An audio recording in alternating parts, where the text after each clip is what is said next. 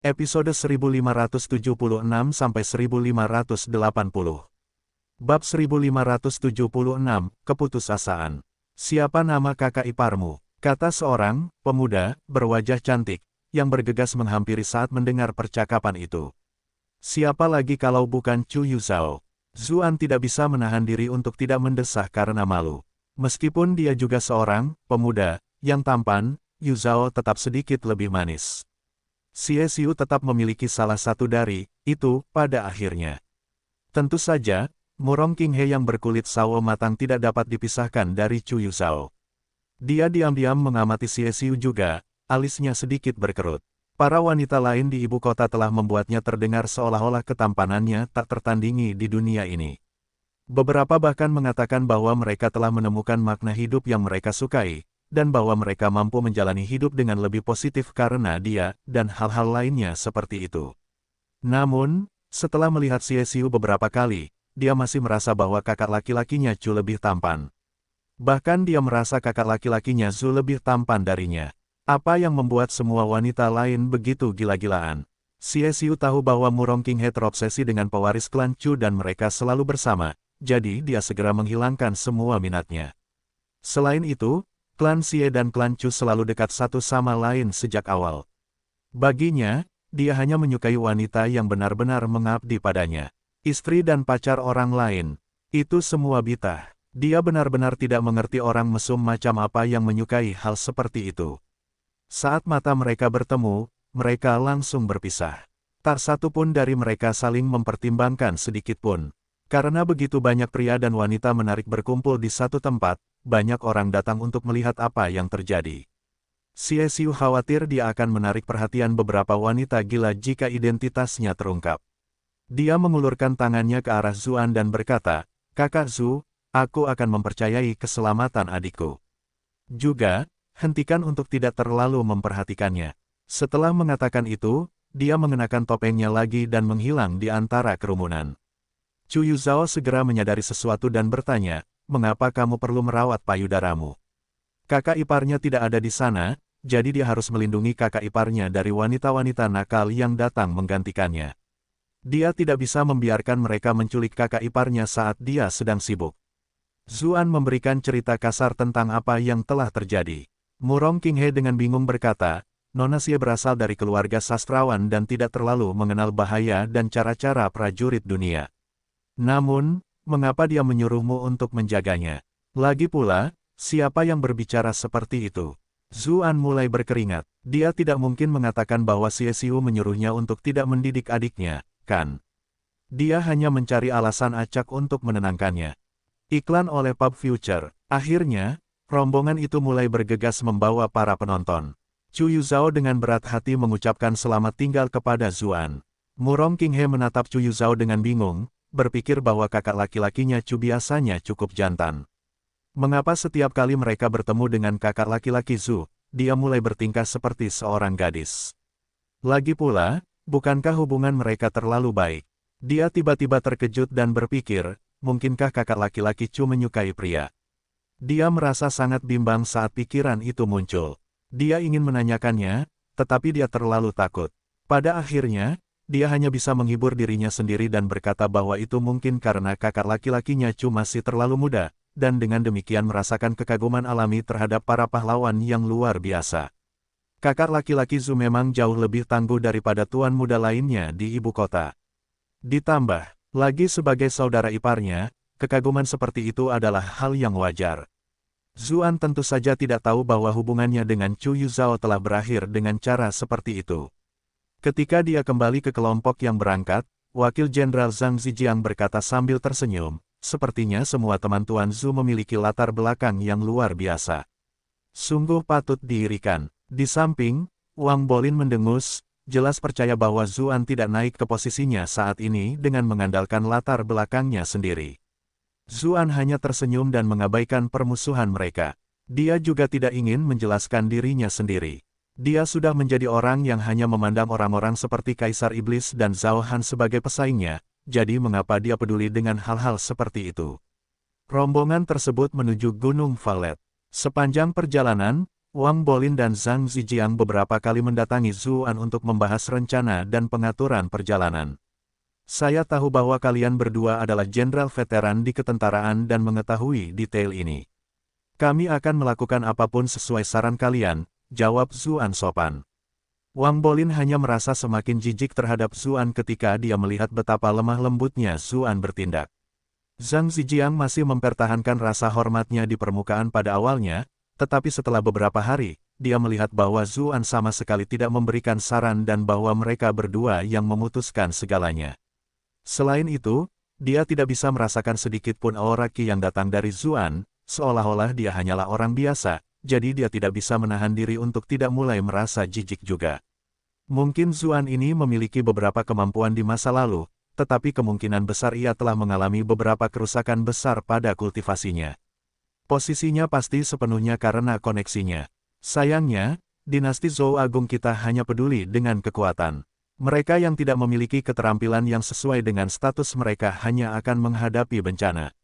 Perubahan sikap mereka tidak luput dari perhatian Zuan.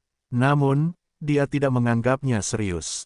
Menurutnya, urusan logistik perjalanan mereka, seperti tempat mendirikan kemah, perbaikan bangunan di Gunung Valet, dan penyingkiran bahaya tersembunyi, tidak memerlukan keterlibatannya.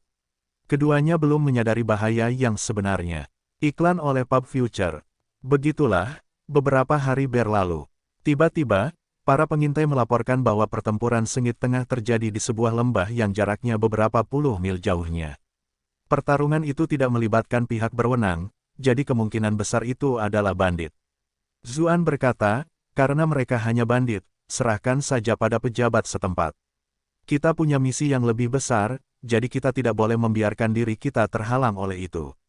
Karena Zhao Han adalah orang yang ia anggap sebagai lawannya, ia tidak benar-benar ingin bermusuhan dengan para pemberontak yang melawan istana. Ia juga memiliki hubungan dengan Yun Jianyu. Jika ia mengingatnya dengan benar, Sekte Iblis tampaknya memiliki pasukan pemberontaknya sendiri. Tidak akan baik jika ia akhirnya melakukan tembakan ke arah teman sendiri. Namun, Zhang Zijiang berkata dengan ekspresi tegas, kami adalah pasukan putra surga dan memiliki tugas untuk mendukung penguasa dalam memerintah negara. Karena kami telah mengalaminya, bagaimana mungkin kami mengabaikannya begitu saja? Meskipun divisi pengawal bersenjata di Istana Kekaisaran terdengar menakjubkan, tidak banyak area yang membutuhkan intervensi militer, jadi tidak ada peluang untuk mengumpulkan pahala. Perjalanan ke Gunung Valet adalah tugas yang hanya perlu mereka lakukan sesuai prosedur. Yang Mulia tidak tertandingi, orang bodoh mana yang berani melawannya. Dia berasumsi misi Gunung Valet hanyalah bagian dari proses. Itu bukan kontribusi yang besar. Namun, jika mereka berhadapan dengan sekelompok bandit di sepanjang jalan, itu akan berbeda. Meskipun dunia dalam keadaan damai, karena para pemberontak yang dipimpin oleh Lu Sanyuan, selalu ada percikan konflik di sana-sini. Itu membuat istana sangat pusing. Jika dia bisa menekan kelompok bandit ini dan membangun prestasi besar, mungkin dia akan bisa bangkit. Bahkan jika Zuan telah mengambil posisi sebagai pemimpin divisi pengawal bersenjata, dia bisa pergi ke tempat lain, seperti divisi Bright Tiger atau Fast Riders. Zuan berkata dengan serius, kita punya misi sendiri dan kita tidak punya banyak informasi intelijen tentang musuh. Jika kita bertindak tergesa-gesa dan menunda misi kita, itu akan menjadi kejahatan besar yang akan dihukum setelah kita kembali. Tepat saat itu, Wang Bolin mencibir. Bagaimana mungkin bandit-bandit kecil bisa menjadi orang penting? Jika Tuan Zhu khawatir, orang ini bersedia memimpin 50 anggota divisi pengawal bersenjata untuk melenyapkan musuh. Dia bahkan tidak menunggu persetujuan Zuan. Dia membawa 50 anggota divisi pengawal bersenjata yang dekat dengannya dan langsung menuju ke barat. Zhang Zijiang panik saat melihatnya. Jika Wang Bolin mengambil semua prestasi, bukankah dia akan tertinggal? Karena itu, dia menunjuk 50 pengawal divisi pengawal bersenjata lainnya dan berkata, Tuan Zhu, silakan beristirahat di sini sebentar. Yang ini akan segera kembali. Dia juga membawa 50 orang dan bergegas keluar setelahnya, karena takut dikalahkan oleh Wang Bolin. Seluruh divisi pengawalan bersenjata kini menyadari hal-hal aneh yang terjadi di atas mereka. Mereka melihat bahwa wakil jenderal tidak menghormati pemimpin mereka, tetapi pemimpin tersebut tidak dapat melakukan apapun. Oleh karena itu, cara mereka memandang Zuan juga menjadi sedikit aneh. Hanya kelompok yang pernah mengikuti Zuan ke Cloud Center Commandery sebelumnya yang merasa kesal. Namun, mereka hanya merupakan sebagian kecil dari divisi pengawal bersenjata, dan tidak dapat memengaruhi situasi secara keseluruhan sama sekali. Ekspresi Zuan tetap tenang. Ia melihat ke arah lembah di barat daya. Ia berpikir, aku sudah melakukan apa yang bisa kulakukan. Saya berharap pasukan sukarelawan di sisi itu akan mencapai apa yang mereka inginkan. Sementara itu, di lembah, sosok yang anggun dan lembut tengah melarikan diri untuk menyelamatkan diri. Ada pasukan pemberontak di sekelilingnya. Entah mengapa, mereka semua agresif dalam mengejarnya. Saat dia merasakan energi yang terkuras dalam dirinya, sedikit keputusasaan melintas di wajahnya. Bab 1577, Penyesalan. Wanita itu bukan orang lain adalah Xie Daoyun, yang telah berangkat menuju Gunung Valet sebelumnya. Dia telah melewati daerah itu beberapa hari yang lalu, tetapi karena penampilannya yang cantik, dia telah menarik banyak perhatian di sebuah bar. Beberapa pria kasar dengan cepat mulai menggoda dan merayunya. Meskipun dia biasanya lembut dan pendiam, dia tidak begitu baik kepada orang-orang yang melecehkan wanita yang tidak bersalah. Dia langsung memberi mereka pelajaran yang keras. Lagi pula, di kota Brightmoon, dia bukanlah seseorang yang akan diprovokasi oleh para penjahat biasa, terutama sekarang setelah dia belajar selama 2 tahun di bawah bimbingan Yan Xianggu. Namun, dia terlalu baik hati. Meskipun dia telah memberi mereka pelajaran yang berat, para pria itu telah mengumpulkan rekan-rekan mereka dan kembali. Tingkat pelatihan mereka jauh lebih tinggi, tetapi mereka masih tidak terlalu sulit untuk dihadapi oleh Rune Master Xie Daoyun. Dia memenangkannya dengan mudah. Meskipun dia baik, dia tidak sepenuhnya naif. Merasa sedikit kesal karena orang-orang ini tidak tahu kapan harus berhenti, dia memutuskan untuk mematahkan beberapa lengan dan kaki mereka. Namun, dia masih belum sanggup mengakhiri hidup mereka.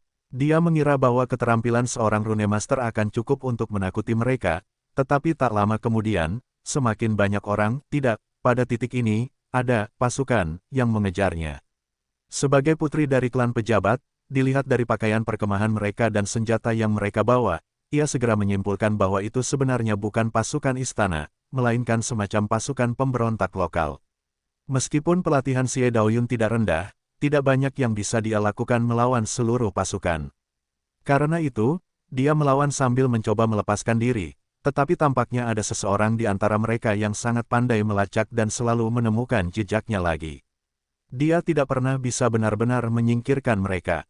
Kedua kubu saling kejar-kejaran begitu saja, hingga akhirnya berpapasan dengan divisi pengawalan bersenjata. Setelah beberapa hari pelatihan yang sangat intens, Xie Daoyun sudah benar-benar kelelahan, baik secara fisik maupun mental. Pasukan pemberontak tampaknya sangat ahli dalam hal-hal seperti itu dan selalu merotasi anggotanya selama penjara, sementara dia sendirian dan tidak bisa beristirahat sama sekali. Setelah berhari-hari, Xie Daoyun telah menghabiskan hampir semua energi internalnya. Dia merasa bahwa saat dia menutup matanya, dia akan tertidur. Namun, semua formasi rune yang telah ia pelajari membutuhkan konsentrasi untuk dapat menampilkan kekuatan sepenuhnya. Dia hanya bisa beristirahat selama 15 menit di bawah pohon sebelum pasukan pemberontak kecil menyusulnya. Ia menggertakkan giginya. Saya bertanya-tanya dalam hati, apa sebenarnya yang sedang terjadi di sini? Mengapa pasukan ini bisa pergi kemana-mana tanpa ada yang menghentikan mereka? Namun pada akhirnya, keluhan hanyalah keluhan. Saat itu, ia hanya bisa mengandalkan dirinya sendiri. Sejak kecil, ia tumbuh dalam keluarga pejabat, sehingga pasukan pemberontak selalu digambarkan sebagai pasukan yang buas dan kejam. Dia bahkan seorang wanita, jadi hanya memikirkan apa yang akan terjadi padanya jika dia berakhir di tangan mereka saja yang sudah membuatnya gemetar ketakutan. Tentara pemberontak mengepungnya, tetapi tidak ada kuda yang mendekat. Mereka masih sedikit khawatir, jelas karena seberapa banyak mereka telah menderita di tangan sebelumnya. Banyak tentara pemberontak mengangkat busur mereka dan menembaki dia. Yang lain melemparkan kapak dan tombak mereka ke arahnya. Iklan oleh Pub Future, Xie Daoyun menggertakkan giginya. Tangannya dengan cepat membentuk lautan, dan penghalang biru transparan muncul di depannya, menghalangi semua anak panah dan tombak. Namun, segera setelah itu, formasi di depannya mulai berkedip. Dia terhuyung-huyung di ambang kehancuran. Pasukan pemberontak juga memiliki beberapa pemberontak di barisan mereka. Mereka dengan cepat menyimpulkan keadaannya saat ini. Seseorang menduga, energi internal wanita itu hampir habis. Teruskan, semuanya. Wajah Xie Daoyun menjadi sangat pucat. Dia mengubah segel tangannya dan membuat gerakan melempar. Semua anak panah yang dia lepaskan terlempar kembali. Jeritan itu terdengar dari sisi pasukan pemberontak. Jelas, banyak orang tidak dapat menghindar tepat waktu dan terluka oleh anak panah. Sayangnya, sebagian besar dari mereka masih terhalang. Kemudian, para prajurit berteriak dan menyerangnya. Sangat mudah untuk melihat betapa gembiranya mereka dari mata mereka yang memerah. Wanita muda yang cantik ini akan segera berada dalam cengkeraman mereka. Jari-jari Xie Daoyun bergerak cepat. Ia membentuk segel baru, lalu menekannya ke tanah. Formasi merah samar bersinar di tanah, dan sekelilingnya meledak. Pasukan pemberontak menderita dengan pahit. Sementara itu, Xie Daoyun memanfaatkan asap dan debu untuk melarikan diri. Namun, itu hanya memberikan sedikit waktu. Ada banyak orang kuat dalam pasukan, dan beberapa dari mereka menunggangi binatang buas yang bahkan lebih cepat daripada banyak petualang. Xie Daoyun juga sudah benar-benar kelelahan. Setelah berlari sekitar 1 kilometer, dia mendengar suara gemuruh di belakangnya. Para pemberontak melemparkan banyak lembing keluar, menghalangi jalannya. Xie Daoyun terkejut dan berhenti. Namun, dalam waktu singkat itu, dia dikelilingi oleh pasukan pemberontak. Para penunggang kuda dari pasukan pemberontak membentuk lingkaran di sekelilingnya, meniup bulu yang memekakkan telinga. Jelas bahwa mereka sangat gembira sekarang karena wanita cantik yang telah mereka kejar selama ini akhirnya akan menjadi milik mereka. Sedikit keputusasaan melintas di mata Xie Daoyun. Bahkan tidak ada sedikit pun energi yang tersisa di dalam dirinya sekarang. Namun, tatapan itu segera digantikan dengan ekspresi tegas. Dia lebih suka mengakhiri hidupnya sendiri daripada jatuh ke tangan pasukan ini. Namun, dia tetap sedih karena dia tidak akan pernah melihat ayah, ibu, atau adik laki-lakinya, dan tidak akan pernah bisa melihat orang tersebut lagi. Tiba-tiba, prajurit pemberontak yang paling dekat dengannya terkena anak panah di kepalanya. Semua orang di sekitarnya terkejut dan berbalik. Mereka mendengar suara derap kaki kuda, dan pasukan berkuda yang mengenakan baju besi emas yang berkilauan menyerbu. Tentara macam apa ini? Seseorang berseru kaget. Tentara pemberontak mengatur ulang formasi mereka, masih sangat terkejut. Bukankah pasukan musuh diperlengkapi dengan sangat baik? Bagaimana mungkin pasukan daerah biasa memiliki baju besi dan senjata elit seperti itu? Bahkan pasukan paling elit raja pun tidak dapat dibandingkan dengan mereka, bukan? Sementara itu, Xie Daoyun sangat gembira mendengar kabar baik yang tak terduga itu. Dia adalah putri dari keluarga pejabat, dan dia telah tinggal di ibu kota selama beberapa waktu. Dia mengenali pasukan itu sebagai divisi pengawalan bersenjata. Terlebih lagi, kakak laki-laki Zhu adalah pemimpin pasukan itu.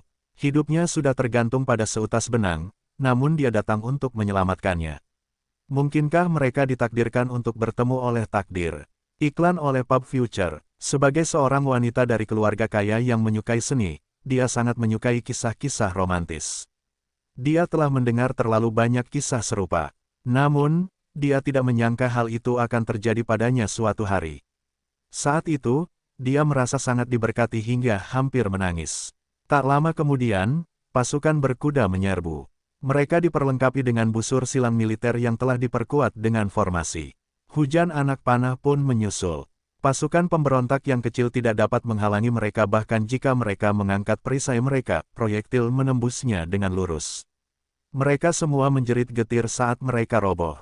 Mundur, cepat hubungi bos besar dan bos kedua. Teriak seorang penyintas. Pasukan pemberontak tidak lagi bersemangat untuk melawan. Semua yang tersisa mulai berlarian. Divisi pengawal bersenjata ini mulai mengejar musuh yang melarikan diri. Kedua jenderal di garis depan khususnya tampak seperti harimau ganas, kultivasi mereka jelas lebih tinggi dari yang lain. Lebih jauh lagi, mereka berdua tampaknya saling bersaing, seolah-olah mereka takut akan dikalahkan oleh yang lain dalam hal jumlah pembunuhan. Pasukan kecil tentara pemberontak itu segera diberangkatkan. Ketika mereka melihat sisa-sisa pasukan pemberontak yang terfragmentasi, kedua jenderal itu tampak seolah-olah mereka masih belum sepenuhnya mengekspresikan diri mereka. Namun, karena mempertimbangkan status mereka, mereka tidak dapat benar-benar mencuri pembunuhan dari bawahan mereka, jadi mereka pergi ke sisi Xie Daoyun. Upstodete dari N0V Elbin, Kopermeter. Bolehkah aku bertanya dari mana wanita ini berasal? Mengapa kau melawan pasukan pemberontak ini? Tanya pria berwajah merah di depan dengan kagum. Lagi pula, karena dukungan formasi, pasukan biasanya bukan hal yang bisa dihadapi oleh seorang kultivator individu. Fakta bahwa wanita muda yang tampak terpelajar ini mampu bertahan begitu lama melawan pasukan pemberontak berarti dia sangat luar biasa. Sangat disayangkan bahwa dia bukan seorang pria, atau dia akan menjadi saudara angkat dengannya. Sementara itu, jenderal berwajah pucat lainnya menyuarakan keterkejutannya. Anda murid dari Gunung Belakang. Dia adalah seorang pemikir yang lebih teliti dan mengenali jejak gaya akademi dari pakaiannya yang compang camping dan berlumuran darah. Terima kasih telah menyelamatkanku, para jenderal. Aku adalah murid dari Sirian dari akademi, Xie Daoyun. Xie Daoyun melihat sekeliling sambil menjawab, tetapi dia tidak melihat sosok yang dikenalnya itu. Dia tidak bisa menahan perasaan sedikit cemberut. Sepertinya cerita hanyalah cerita. Bagaimana mungkin kehidupan nyata bisa menjadi suatu kebetulan? Ketika mereka mendengar bahwa dia adalah murid Yan Xianggu, Wang Bolin dan Zhang Zijiang sama-sama gembira mendengar kabar baik yang tak terduga itu. Lagi pula, formasi tentara yang tak terhitung jumlahnya hampir semuanya berasal dari akademi. Yan Xianggu adalah tokoh utama dalam proses itu, dan dia hanya akan membuat jimat dan artefak magis untuk jenderal berpangkat tertinggi di tentara. Sekarang setelah mereka menyelamatkannya, bukankah itu berarti dia sekarang berutang budi pada mereka? Terlebih lagi, mereka samar-samar mendengar reputasi Xie Daoyun. Dikabarkan bahwa dalam beberapa tahun terakhir, Yan Xianggu telah menerima seorang murid dengan bakat luar biasa, dan dia sepenuhnya mampu menggantikannya. Seseorang seperti itu telah diberi bantuan saat dia berada dalam masa krisis. Bagaimana dia akan membalas budi mereka di masa depan? Keduanya sangat bersemangat, tetapi Xie Daoyun merasa sedikit sedih. Dia bertanya, mengapa kedua jenderal itu ada di sini? Bagaimanapun, divisi pengawal bersenjata adalah salah satu pasukan pribadi kaisar. Mereka biasanya tidak meninggalkan ibu kota. Kami datang atas perintah untuk pergi ke Gunung Valet, jawab keduanya. Ketika mereka menyadari identitasnya, sikap mereka menjadi jauh lebih baik. Xie Daoyun hendak mengatakan sesuatu ketika tatapannya tiba-tiba beralih ke satu sisi. Ekspresinya berubah drastis saat dia bertanya, mengapa kamu hanya membawa orang sebanyak ini? Ini buruk, dia adalah murid terhormat Yan Xianggu. Jika hanya pasukan kecil itu, bagaimana dia bisa berada dalam kondisi yang menyedihkan seperti itu? Apa yang dia hadapi sebelumnya adalah pasukan yang lengkap, dan kultivasi pemimpin mereka sangat tinggi. Itulah sebabnya semua energi internal dan kekuatan mentalnya telah terkuras habis. Kelompok yang mengejarnya hanyalah pasukan kecil. Namun, begitu kelompok utama menerima pesan tentang apa yang telah terjadi, mereka akan bergegas. Benar saja, begitu dia berbicara, bumi berguncang dan gunung-gunung berguncang saat pasukan utama muncul. Tentara pemberontak yang tak terhitung jumlahnya bergegas maju dari berbagai arah di hutan, mengepung mereka sepenuhnya. Ekspresi Wang Bolin dan Zhang Zijiang berubah. Setidaknya ada beberapa ribu orang di sini.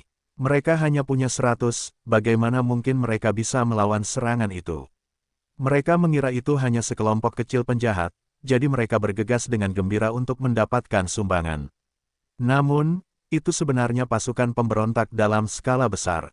Apakah pejabat setempat makan kotoran sepanjang hari atau semacamnya? Bagaimana mereka bisa membiarkan pasukan sebesar itu ada? Bab 1578 melarikan diri dalam bencana. Ketika pasukan pemberontak melihat betapa lengkapnya perlengkapan pasukan di lembah itu, semua mata mereka memerah.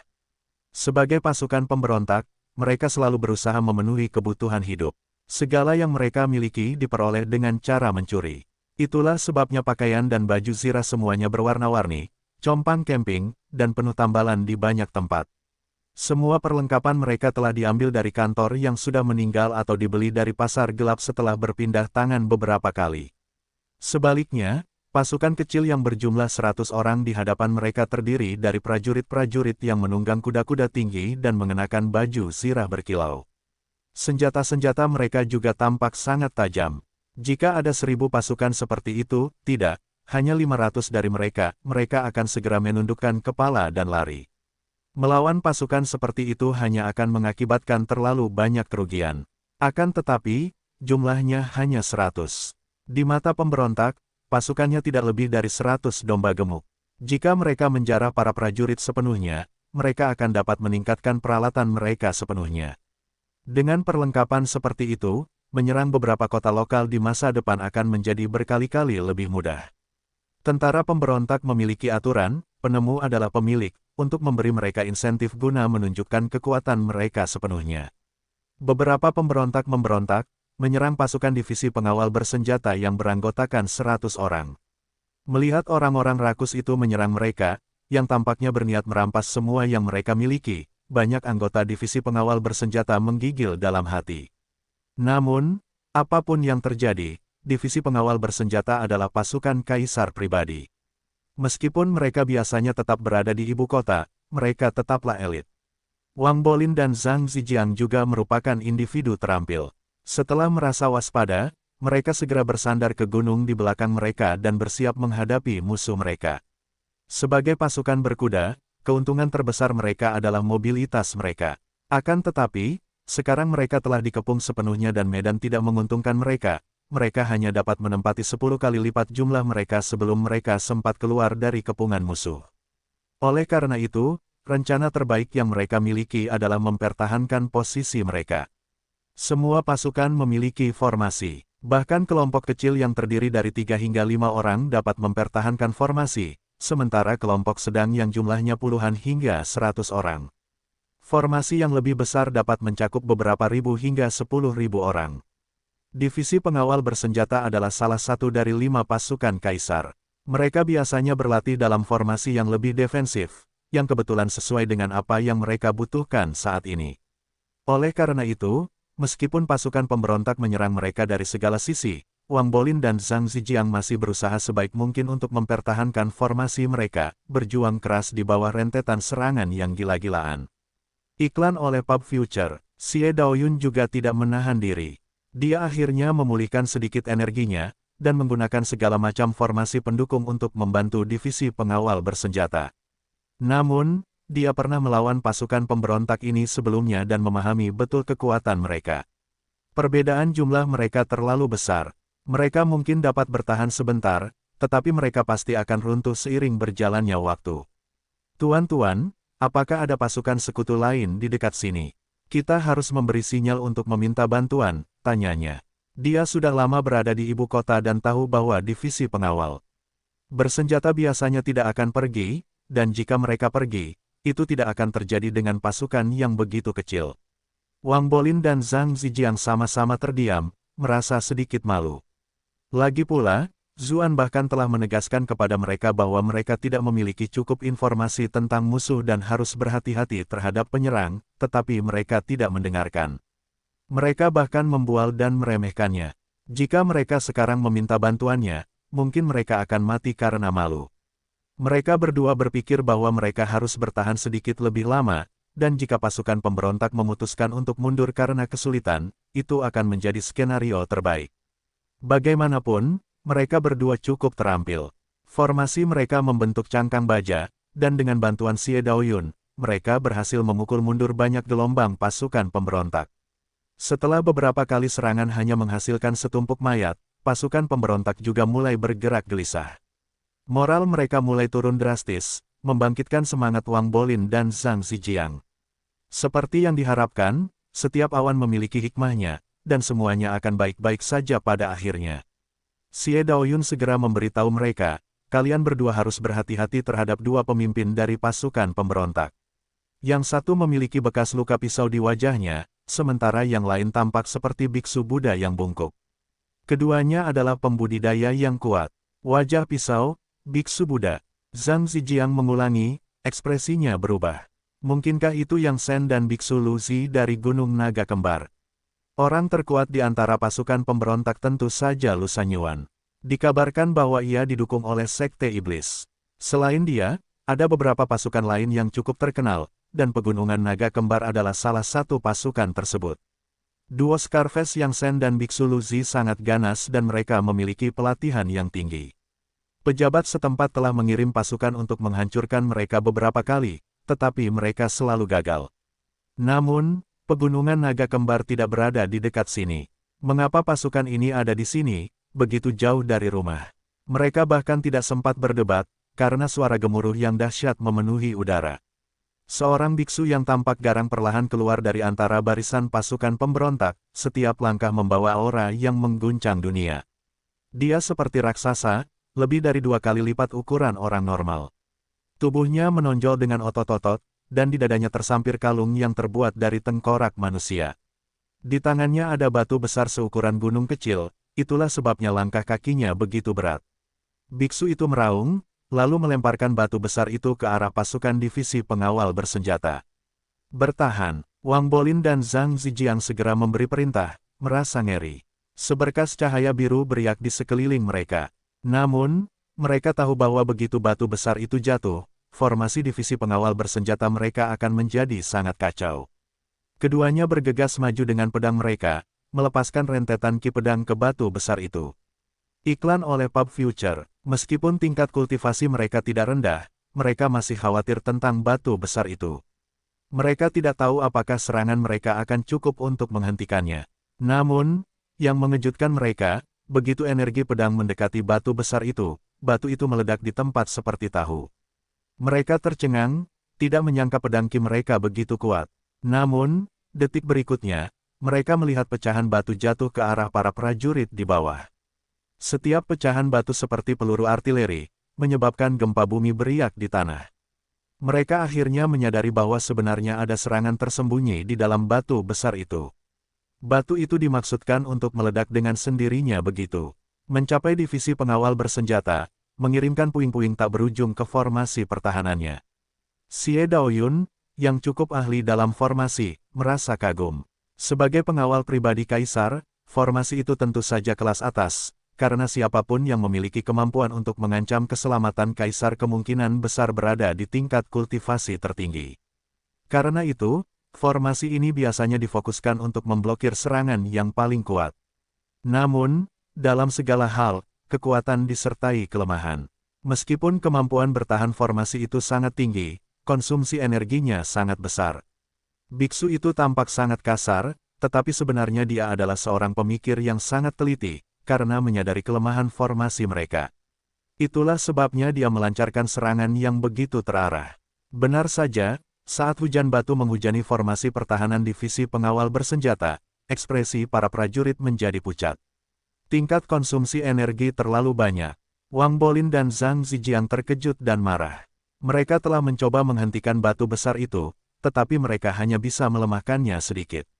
Bagaimana itu bisa cukup? Mereka hanya bisa menyaksikan formasi mereka runtuh. Jika pertahanan ditembus, 100 prajurit kemungkinan akan terbagi dengan cepat dan dibantai habis. Keduanya bertindak tegas, menyerang langsung ke arah biksu itu. Orang ini baru saja melemparkan batu besar setelah melakukan begitu banyak trik, jadi dia pasti dalam kondisi terlemahnya. Selama mereka mengalahkan para pemimpinnya terlebih dahulu, pasukan pemberontak kemungkinan besar akan langsung menyerah di tempat itu. Namun, tanpa diduga, biksu itu berdiri di tempat itu tanpa ada niat untuk melarikan diri. Tidak sedikit pun jejak ketakutan yang terlihat di mata. Wakil jenderal kedua itu curiga, tetapi anak panah yang terhunus harus dilepaskan. Mereka terus-menerus menyerang lawan mereka, meskipun mereka sedikit menahan diri untuk berjaga-jaga. Tiba-tiba, seorang pria berwajah penuh bekas luka muncul dari belakang biksu itu. Seringkali ada kekejaman di sudut bibirnya. Kemudian, seberkas cahaya dingin muncul. Kedua wakil jenderal itu tiba-tiba merasa seolah-olah semua bulu kuduk mereka berdiri tegak. Untungnya, mereka sedikit menahan diri dan mampu menangkis dengan senjata mereka. Dengan suara retakan yang rapuh, senjata mereka pecah berkeping-keping. Darah pun menyembur dari dada mereka, saat mereka berdua terhempas ke belakang. Namun, Xie Daoyun dengan cepat membentuk segel, menciptakan kekuatan lembut di belakang mereka dan menetralkan sebagian besar momentum mereka. Keduanya dekat tak mampu berdiri lagi. Ketika mereka melihat pelindung dada mereka yang hancur dan pelindung cermin yang pecah di dalamnya, mereka merasa ngeri. Bagaimanapun, mereka adalah wakil jenderal divisi pengawal bersenjata, dan perlengkapan perang mereka tentu saja bermutu tinggi. Secara teori, armor cermin bagian dalam seharusnya mampu memblokir serangan kekuatan penuh dari ahli tingkat 9, namun kedua armor cermin itu hancur hanya dengan satu serangan senjata lawan. Kamu seorang master, mereka berdua berteriak, dengan tatapan khawatir dan bingung. Setiap tuan bisa menjadi bangsawan di istana, jadi mengapa mereka memilih hidup sebagai pemberontak? Wajah Xie Daoyun menjadi semakin pucat. Justru karena dia berhadapan dengan biksu itu, dia berakhir dalam situasi yang sulit. Saat ini, ada satu lagi petarung tingkat master yang ikut bertarung, bukankah itu berarti mereka semakin terkutuk? Bab 1579 hanya kamu sendiri. Pria berwajah bekas luka itu tidak terus menyerang, malah menatap mereka berdua dengan bangga. Dia berkata, tingkat kultivasi kalian tidak buruk. Jika kalian menyerah padaku, aku bisa menyelamatkan nyawa kalian. Wang Bolin menjawab dengan marah, kami adalah pejabat istana, bagaimana kami bisa hidup sebagai pengkhianat? Benar, jika kamu menyerahkan diri ke pengadilan, aku mungkin bisa berbicara untuk meringankan hukumanmu sehingga kamu bisa menjalani hukuman di pengadilan. Zhang Zijiang juga setuju. Meskipun pangkat resmi mereka tidak terlalu tinggi, mereka tetaplah anggota istana yang sah. Mereka biasanya diperlakukan dengan sangat baik, jadi mengapa mereka mau menjadi bandit? Itu bahkan belum memperhitungkan fakta bahwa keluarga mereka ada di ibu kota. Jika mereka menjadi bandit, semua keluarga mereka akan dieksekusi tanpa kecuali. Ketika mendengar jawaban mereka, ekspresi Yang Shen menjadi gelap. Bekas luka di wajahnya seperti kelabang yang menyeramkan saat dia menjawab, kau mencari kematian. Dia menebas mereka lagi dengan pedangnya. Sebuah rentetan energi pedang melesat maju, penuh dengan kekuatan yang membuat seluruh gunung tampak terbelah dua. Kedua wakil jenderal itu tetap berada di dalam formasi divisi pengawal bersenjata. Mereka tahu bahwa jika mereka hanya mengandalkan kekuatan mereka sendiri, mereka tidak akan mampu menahan serangan pedang yang mengerikan itu. Karena itu, mereka hanya bisa memerintahkan bawahan mereka untuk menahan pukulan itu. Tak lama kemudian, rune biru muda dan transparan muncul di atas mereka, menghadap ke bilah pedang besar itu. Begitu energi bilah pedang itu mengenai, formasi itu mulai retak. Kedua wakil jenderal itu meringis dalam hati. Jika mereka memiliki lebih dari 1.000 orang, mereka mungkin memiliki kesempatan untuk menghentikan pangkat master, tetapi mereka hanya memiliki 100 orang saat ini. Bahkan pengawal-pengawal bersenjata yang paling elit pun tidak dapat terus menghentikan serangan seperti itu, apalagi fakta bahwa formasi mereka sudah lemah dari pertempuran sebelumnya. Ketika dia melihat bahwa rune formasi akan hancur total, tangan Xie Daoyun dengan cepat membentuk segel. Sebuah rune dengan cepat terbang keluar dan menempel pada formasi yang retak, dan baru kemudian formasi tersebut terhindar dari kehancuran seketika. Namun, formasi itu segera terus retak dan terdengar. Banyak penjaga yang merasakan kaki mereka lemas, tubuh mereka bergoyang tak stabil dari satu sisi ke sisi lain. Di tengah formasi, Wang Bolin dan Zhang Zijiang berada dalam kondisi yang lebih buruk, masing-masing batuk hingga mengeluarkan seteguk darah. Xie Daoyun, yang mendukung mereka dari satu sisi, juga tidak bersenang-senang. Wajahnya sangat pucat, dia merasa telah menghabiskan terlalu banyak kekuatan mental. Kepalanya sangat sakit hingga rasanya seperti akan meledak. Dia tahu dia telah menghabiskan cukup banyak energi sumbernya. Bagi para kultivator seperti dia, yang terpenting adalah kekuatan mental. Jika pikirannya terluka, akan ada akibat yang tidak dapat diubah.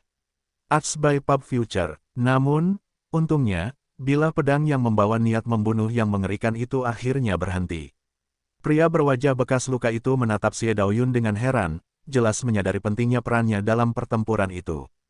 Karena divisi pengawal bersenjata telah kehilangan kemampuannya untuk melawan, dan dia masih peduli dengan statusnya, dia tidak terus menyerang. Sebaliknya, dia mengirim bawahannya keluar sambil memerintahkan, aku ingin wanita itu hidup-hidup. Kita berhasil, wanita itu milik bos besar, haha. Tidak seorang pun boleh mencurinya, kata beberapa pemberontak, dan seluruh pasukan pemberontak tertawa terbahak-bahak.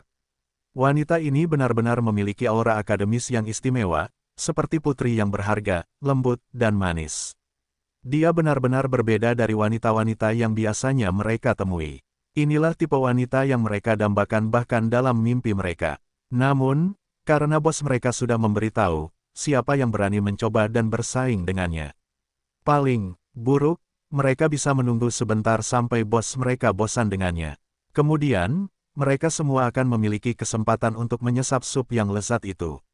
Ketika mereka memikirkan hal itu, mereka semua dengan bersemangat berlari ke arah prajurit divisi pengawal bersenjata. Mereka tidak akan mampu memperebutkan wanita itu, tetapi bukankah semuanya benar-benar bisa diraih? Wang Bolin dan Zhang Zijiang khususnya mengenakan berbagai macam barang bagus.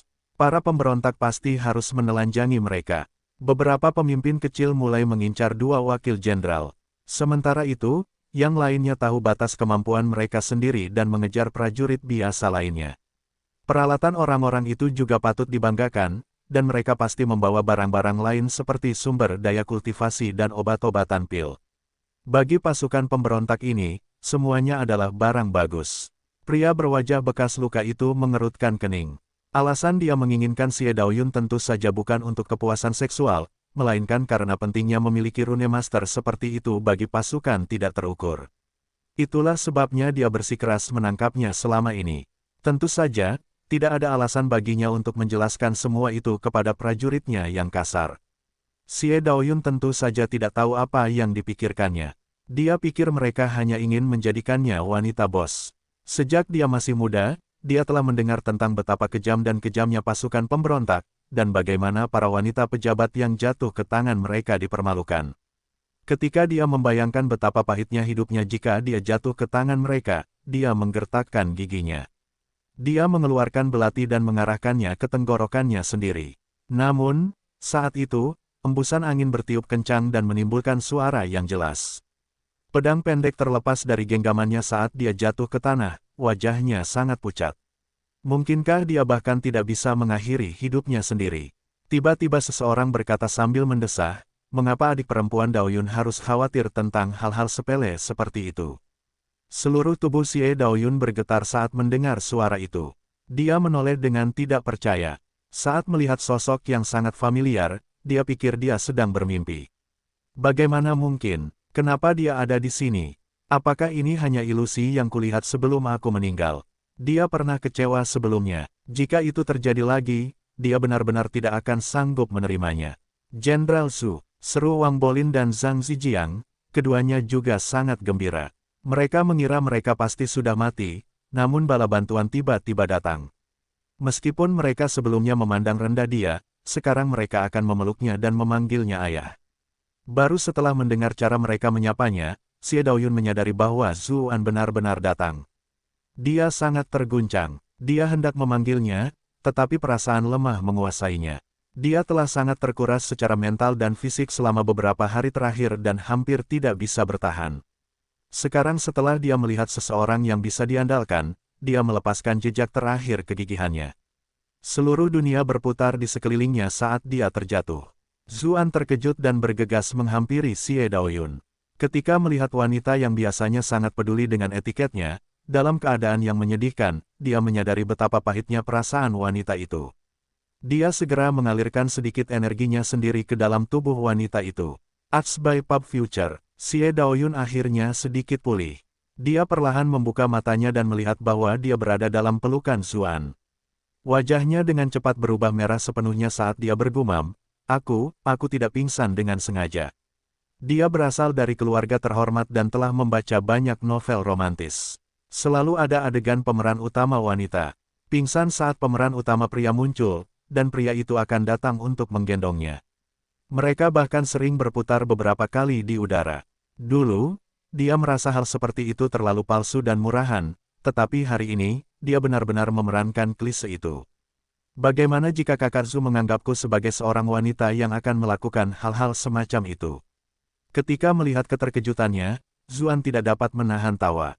Ia menjawab, apakah kamu pingsan atau tidak adalah sesuatu yang diputuskan oleh tubuhmu, bukan dirimu.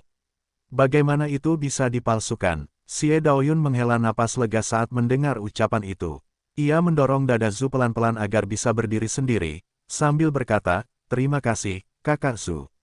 Wang Bolin dan Zhang Zijiang melihat ke kedua sisi, tetapi mereka tidak melihat pengawal bersenjata lainnya. Kegembiraan mereka langsung berubah menjadi kengerian. Mereka bertanya, Jenderal Zhu, di mana yang lainnya? Apakah Anda memerintahkan mereka untuk mengepung musuh kita dari arah lain?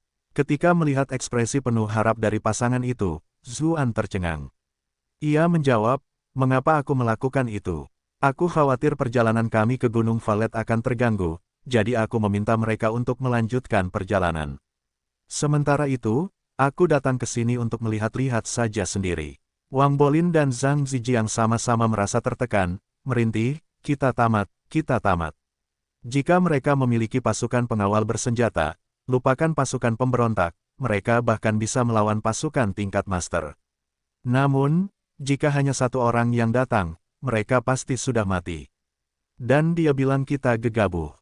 Baik atau buruk, kita datang dengan 100 tentara. Orang ini bahkan tidak membawa satu orang pun.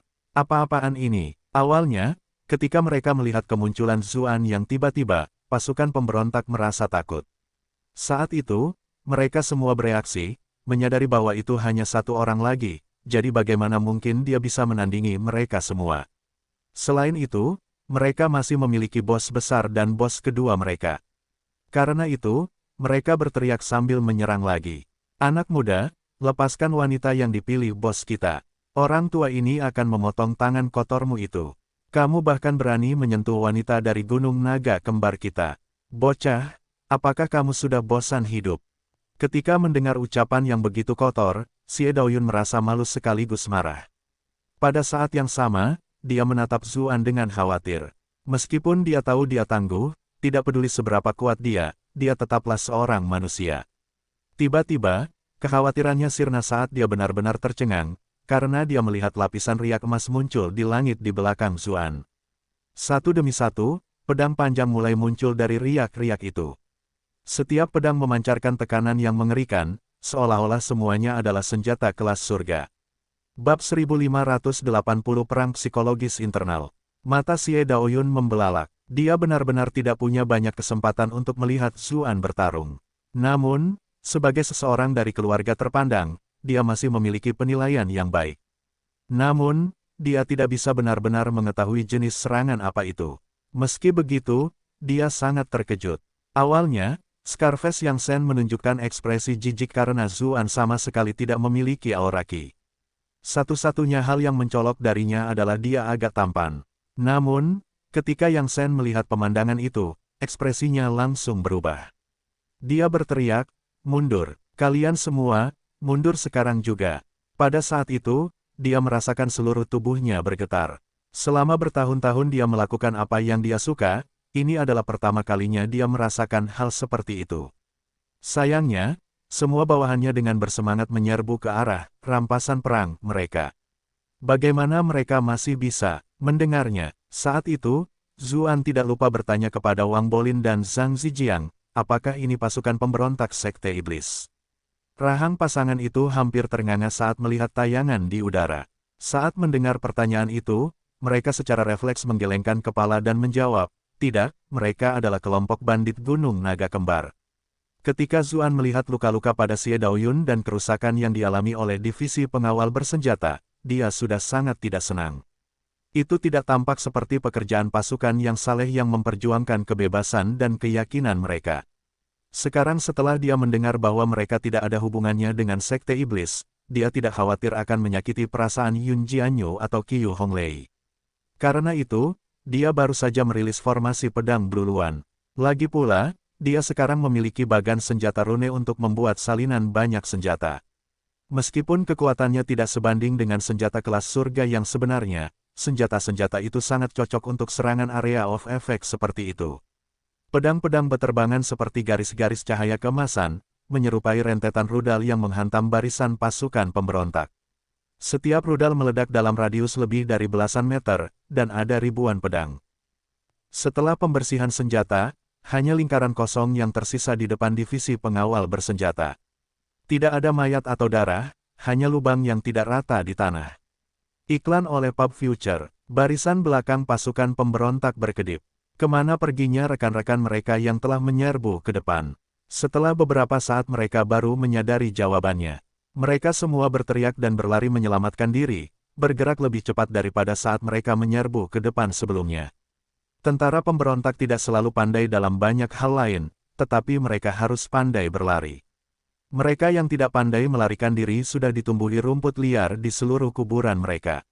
Para pemberontak tidak peduli dengan disiplin tentara atau hal-hal semacam itu. Mereka terbiasa berpencar dan melarikan diri ke segala arah, dan baru kemudian mereka menemukan kesempatan untuk berkumpul kembali.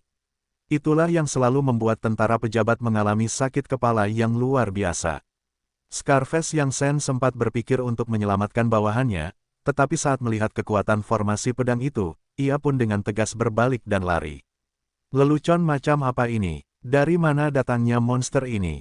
Ia hanya akan membuang-buang nyawanya jika ia terus melakukannya. Ia melihat Biksu Luzi sudah berlari jauh di depannya dengan kaki-kakinya yang kekar dan mengumpat dalam hati, dasar bajingan yang tidak setia. Ia bahkan tidak memberiku peringatan sebelum melarikan diri. Dia telah mempelajari pentingnya melarikan diri selama bertahun-tahun. Dia tidak menggunakan kemampuan tingkat masternya untuk terbang, karena itu sama saja dengan memohon musuh untuk mengejarnya. Setelah menyaksikan kekuatan serangan Zuan, dia bahkan tidak memiliki keyakinan untuk melarikan diri melalui penerbangan.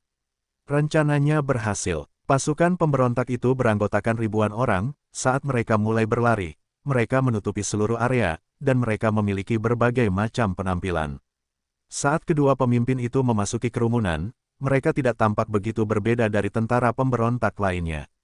Zuan bukanlah orang yang suka membunuh dengan kejam. Ketika dia melihat pasukan pemberontak melarikan diri, setelah ragu-ragu sejenak, dia tidak memutuskan untuk menghabisi mereka semua. Namun, saat itu, dia merasakan aura misterius memasuki tubuhnya. Bila pengalaman tampaknya telah bergerak sedikit, dia telah menembus level 70, dan bahkan naik sedikit lebih tinggi. Meskipun tidak ada satupun anggota pasukan pemberontak yang sekuat itu, ada beberapa yang memiliki bakat unik. Selain itu, jumlah mereka cukup banyak. Ketika semuanya dijumlahkan, mereka telah menjadi sejumlah poin pengalaman yang cukup baginya. Zuan berpikir, untunglah dia orang yang punya tujuan. Kalau tidak, kalau orang lain, bukankah mereka akan meninggalkan dunia ini penuh dengan mayat dan lautan darah demi menjadi lebih kuat? Tepat pada saat itu, Wang Bolin dan Zhang Zijian tersadar dari lamunan mereka, bergumam, kalian tidak bisa membiarkan pemimpin itu pergi. Mereka berdua terdiam di tengah kalimat mereka. Mereka berpikir dalam hati bahwa Sir Zhu begitu berkuasa, bagaimana mungkin dia tidak tahu tentang risiko melepaskan pemimpin itu. Dengan kemampuannya, itu bukan masalah besar bahkan jika dia melepaskan mereka. Jika dia melakukannya, dia pasti punya pertimbangan sendiri, mungkin bahkan mencari peluang untuk keuntungan yang lebih besar nanti. Menanyainya sekarang hanya akan membuat kita terlihat tidak dewasa. Ketika mereka memikirkan bagaimana mereka telah mempertanyakan Zuan dan bahkan meremehkannya sebelumnya, wajah mereka berdua memanas. Zuan bahkan telah memperingatkan mereka sebelumnya, tetapi mereka tidak mendengarkan dan pergi sendiri bersama orang-orang mereka. Kemudian, semuanya hampir berakhir dengan bencana, dan mereka membutuhkan Sir Zhu untuk menyelamatkan mereka. Begitulah sifat manusia. Kata-kata yang diucapkan Zuan sebelumnya hanya membuat mereka berpikir bahwa dia pengecut dan penakut. Namun, setelah mereka melihat kekuatannya yang dahsyat, mereka segera yakin bahwa kata-kata Zuan sebelumnya sebenarnya mendalam dan bahwa mereka tidak mengerti karena mereka lamban berpikir, dan ada hal-hal yang tidak mereka pertimbangkan. Zuan tidak tahu pertempuran psikologis apa yang sedang dialami pasangan itu. Dia menatap para prajurit divisi pengawal bersenjata. Meskipun mereka tampak terluka, untungnya, tidak ada bahaya bagi nyawa mereka. Obat-obatan yang mereka bawa sudah cukup untuk menstabilkan situasi. Setelah berurusan dengan bawahannya, dia kemudian menoleh ke Xie Daoyun dan bertanya, bagaimana kondisimu? Pikiranku sangat lelah, tapi aku akan baik-baik saja setelah beristirahat sejenak, jawab Xie Daoyun dengan wajah memerah. Kenyataannya, tekanan mental yang dibicarakannya adalah hal yang paling menyusahkan bagi seorang Rune Master. Dia belum tentu bisa pulih setelah menyesuaikan diri selama beberapa tahun. Namun, bukan itu yang dia khawatirkan sama sekali. Sebaliknya, jantungnya berdebar kencang. Bayangan Zuan di udara dengan pedang berkilauan di belakangnya, dan bagaimana dengan lambaian tangannya pasukan pemberontak telah berubah menjadi debu, sungguh sangat menawan. Pikiranmu sudah lelah, jawab Zuan. Ia berpikir sebentar, lalu berkata dengan serius, kau tidak bisa menganggap enteng hal seperti itu. Hal itu bisa memengaruhi prospek kultivasimu jika tidak ditangani dengan benar. Setelah memikirkannya, ia mengeluarkan botol giok kecil dan berkata, minumlah ini. Ada apa? Xie Daoyun bertanya secara refleks, tapi dia tetap meminumnya tanpa bertanya. Dia sebenarnya adalah seseorang yang dibesarkan dengan ketat.